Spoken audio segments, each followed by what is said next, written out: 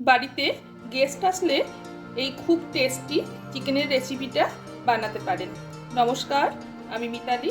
তৈরি হচ্ছে ক্যাপসি দো পেঁয়াজা চিকেন।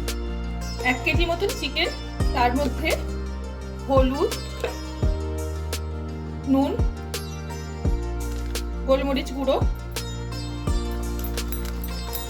কাশ্মীরি লঙ্কা গুঁড়ো, টক দই, অল্প লেবুর রস দিয়ে দিলাম।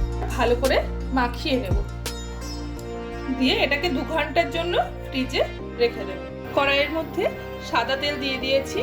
ওই তেলের মধ্যে মিডিয়াম 2টো পেঁয়াজ দিয়ে দেব, আর একটা বড় ক্যাপসিকাম কেটে দিয়ে দেব। চিলি চিকেনের পেঁয়াজ যেরকম ভাজতে হয় ওরকম ভেজেছি। এবার এটাকে ঢেকে রেখে দেব। কড়াইয়ে অল্প সাদা তেল দিয়ে দিলাম, দিয়ে গোটা গরম মশলা ফোড়ন দিয়ে দিলাম।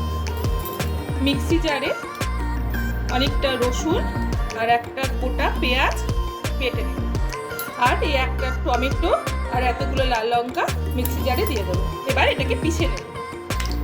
বেটে রাখা মশলাটা এই তেলে দিয়ে দেবো। সেভাবে ভালো করে কষিয়ে নেব মশলাটা। মশলাটা কষা হচ্ছে, মশলাটা অনেকটা কষা হয়ে গেছে। এবার এর মধ্যে একটু কাশ্মীরি লঙ্কা গুঁড়ো দিয়ে দেবো।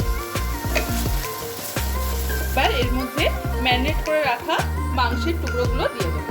এবার এটাকে আধ ঘন্টার জন্য ভালো করে কষিয়ে সেদ্ধ করে নেব। চিকেন দিয়ে প্রচুর জল ছেড়েছে, চিকেনটা ভালো করে কষা হয়ে গেছে। এর মধ্যে এবার শেষে পেঁয়াজ আর ক্যাপসিকাম ভাজাটা দিয়ে দেব।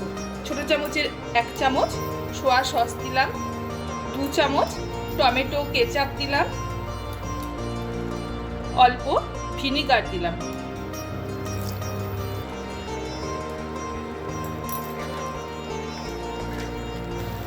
অল্প জলও দিয়ে দিলাম।